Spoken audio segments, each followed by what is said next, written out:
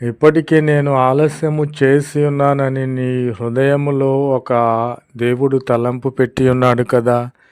నీవెందుకు ఇంకనూ ఈ విధముగానే నిలబడి ఉన్నావు?